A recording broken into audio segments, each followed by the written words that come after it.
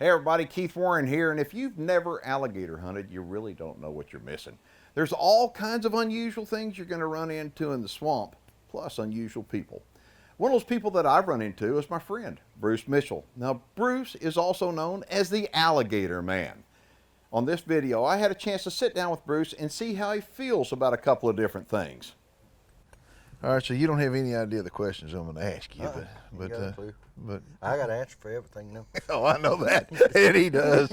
All right, so the first question would be, what would you tell people that your job is? That's a tough one, isn't it? I never really thought of me as having a job, because what I do, I love it. So I hunt alligators, I fish and trap all my life, and I've really never thought of it as a job. It's just something I do to make money to survive, and I love it. So if you like what you're doing, it's not really work. So it's more like a lifestyle then, Yeah, right? it's a lifestyle. You hit it nail on the head, It's different. It's not made for everybody. See, because I don't go every Thursday to a place and get a check. This kind of lifestyle, it don't work that way. When you make money, you put it up and you save it, and a motor's going to break or this going to go out. You need a new gun or a new boat. You just got to have money put up for this, and it's a different lifestyle. Well, the way I look at it, I think so that's the reason why I asked you, because I thought, okay, I know you got an answer for everything, but the truth of the matter is, it's a lifestyle. It's not a job. It's just what we choose to do. Well, I look back now. I'm in a different situation a little bit with the TV and stuff, and I'm traveling and I look at people. They're not living. They're just surviving. Mm-hmm. We're living. That's right. The way I look at it, we living. We living what I'm not scared. If something happens, I don't worry about eating tomorrow. I can go get something to eat. Some of these people I've been around, it's gonna be bad. Well, when the proverbial hits the fan, it will be bad, because the people that are that are able to take care of themselves will be asked to take care of others too. That's like my grandpa. He said when the Depression hit, he said we see no difference. We kept wondering what everybody was worried about. He said nothing changed for us, nothing. He said we still kept eating the same and hunting. He said we couldn't figure out what was going on, But when you're that way, it's just, it's just the way it is. We work to eat. We working to eat. That eating's what we're after. And in the long run, that's what everybody else is doing. They're just going around a different way. They're getting somebody else to do their hunting and fishing for them. Yeah, well, I had somebody tell me that a while back. They said, I can't believe you killing animals and eating them. Well, I shouldn't have said this, but I just don't think sometimes. I say, so you just hire assassins to kill your meat. And they got kind of mad, and then she come back and said, you're right. She said, I don't have the guts to do it myself. So we actually hire people to kill our stuff. Well, I don't. I know where my food's coming from. I shot it myself. I cleaned it. I skinned it, and I cooked it. Okay, so here's a question for you. When do you first remember your first hunting or fishing trip? How old were you? I went with my grandpa when I was 3, 4, 5 years old, and he'd give us a stick, okay? He'd give you a stick. If you pointed the stick at him, that's what you got. You got that. Really? Yeah. That was your gun. And I didn't know it, but we was in training. Yep. That's, and to this day, if somebody does that, I'm scared. But that's how we was taught, I'm talking at 4 years old. Mm-hmm.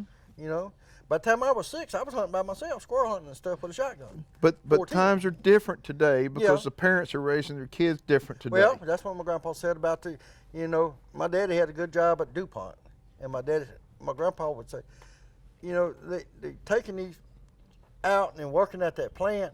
He's not staying home and teaching the kids how to hunt, fish, trap, plant a garden. And he said, it's just not the way he was taught. Things change. But luckily, I hung with my grandpa, and I learned a lot of. That's where I got my trapping and hunting and skills and that kind of stuff. You don't even know you're learning stuff when you're little. You just want to be with your grandpa. You're being trained. You're being trained. Like a good dog. Speaking of a good dog, yeah, I got to talk to you about Tyler. Oh yeah, I sure miss him. Okay, I mean, how old was he? He was 13 and a half years old. And you lost him. Have you thought about getting another one? I know you have, but tell me about how that feels. Because I had a dog. I lost a dog, and I mean, it's a hard way to explain it to people. It's not even been a year yet. My life has totally changed. I didn't realize how much time I was spending with this dog. He was just part of my life every day. It's like a working partner. You know, I could grab a gun. He knew what we was going hunting. He just knew. He was in training. Yeah. We just clicked. We just looked each other in the face in the morning. We knew what was going on. If I picked up a fishing pole, he was going in the boat. Well, he'd go to the freezer outside where I kept his little cakes. Make sure I get him a box of cakes to put in the boat because he liked to eat the zebra cakes when he's fishing. You know, it's just I really miss him. I ain't lying, I miss him. I look for him in the yard every day. I hear him walking at night. They say it gets easier over time, but you know, everybody wants to get me a dog. Give me a dog. I can get any color, shape, size dog I want. You know, but I'm just not ready. You know what? That's real good. If anybody watching this is a dog lover, you know what he's talking about. You know what? He's not ready. When it's time, you'll know. Oh, when it's time, it's, you know. Yeah. This dog, I didn't even want him. I got Tyler from my daughter. Okay? They went off shopping in Alabama. It was the first of hunting season. He wasn't that big. I threw him in the boat, got to the camp. Of course, I forgot his dog food. My daughter's real strict, dog food only. Well, we get to camp, I got to feed the little critter. So we frying fish. So the first night, that's what he ate. He ate fish. Second night, we had oysters and shrimp, gumbo. This dog could peel a crab. You know, after a week and a half in the woods, 2 weeks, we stayed back there in the swamp. Well, when we come out, my wife and them, I got the dog out. My daughter fixes the dog food. He looks at that, and he turns around, comes, jumps in my lap. Well, from then on, he's been my dog. You know, I guess I have ate dog food before. I had to try it, but yeah, it's not as good as my gumbo. It's just not as good as my gumbo. Okay, let me ask you about your family. Tell me about how important it is for you doing what you do, because you travel a lot. And and as an outdoorsman, we're on the water in the woods all the time. Well, how important family is? I mean, I love my family. I do anything for my family, and that's the important thing. You know, I've always had my family at my house, and we see family every day. That's just, you know, I go out and hunt. Sometimes I'd stay 2 or 3 days in the swamp, a week, whatever. But family was always there. You had to check on them, this and that. Now, I'm lucky in this, you know, we travel a lot. But my girls are grown. I got grandkids now, you know, and my kids are all right. I don't worry about my kids. They can handle it themselves with any situation, you know. And now, these days with these phones, my wife got the things we could talk to the kids and see them. And that's just something, you know. The technology's just changed so much.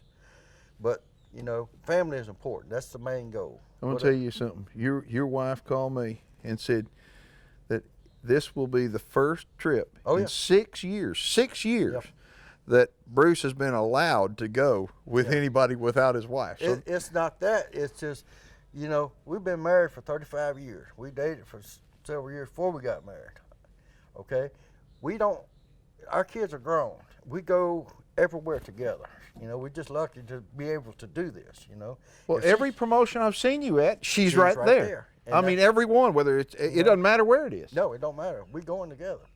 You know, and that's just the deal I make with everybody. Well, I think that is absolutely wonderful. It is, you know, I'm lucky to be able to do that. A lot of times people can't, you know, they got the kids at home, one's in school, you can't leave. Yep. You know, but we're at a position in our life where we can, and we take advantage of it. We go, you know. Well, let me ask you this then, one final question. At the end of your life, okay, when you're gone, when you're dead and gone, okay, what do you want people to remember you? How do you want to be remembered? Just for being me. The worst thing I'm worried about is if something happens to me that my wife goes and sell my guns for what she thinks I paid for 'em. That would be bad. That's a good one. That's No, a good one. It's just I just like to be remembered for being me, you know.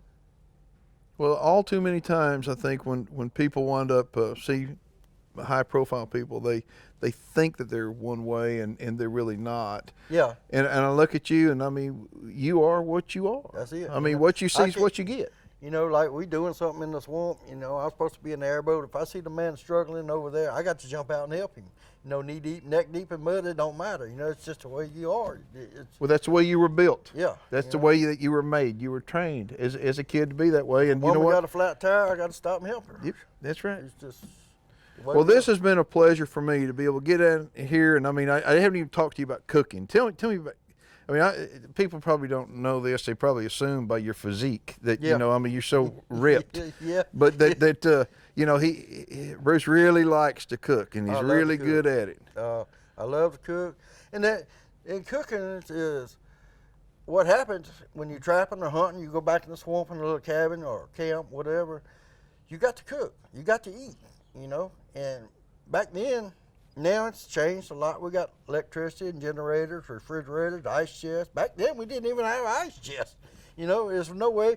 If you brought ice, it was frozen in a milk carton, and you reused it. You know, but you have to eat. So we'd cook on wood stoves, just whatever it took. You know, and that's how you learn to cook.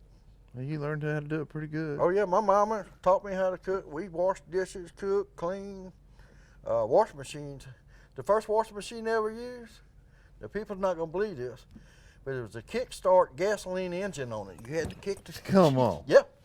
And we had one at the camp. We had to get the water out the river and dump in it, and kickstart it. It had a little motor on it, a little 2 horsepower motor. Kickstart. Sure enough. All right, how's this? Here's a question. What's the worst part of what you do? What do you not like doing? We do a lot of events, and we have to go to these big cities. And I'm just so lost. I just never can get my bearings. Well, we were recently in Las Vegas, speaking of big cities, Yeah, and we were yeah. sitting here talking about it. One thing that we couldn't even figure out, they didn't even have a coffee pot in the room. No, no. Well, Tell them how you like coffee now. I love my coffee. You can ask anybody. I love my coffee. Well, we got to this camp here, and the first thing we did, I looked before we went to bed for a coffee pot. Well, I found the coffee pot. We went to digging.